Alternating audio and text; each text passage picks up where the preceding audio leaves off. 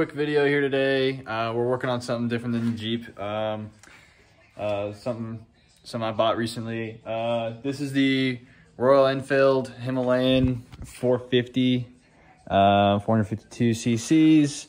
I've already done the initial service requirement on it. We did it about 500 miles. Did not do a video showing how to do the oil change on this, but in the future we will. We've already cleaned the chain once before, but we're just over 1,000 miles now, so we just figured why not give me something to do today.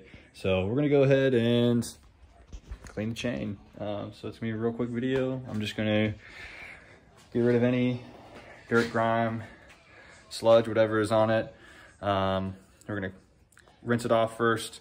I've heard kerosene works real well. I don't have any kerosene. What I did is I got a basic kit from Motul.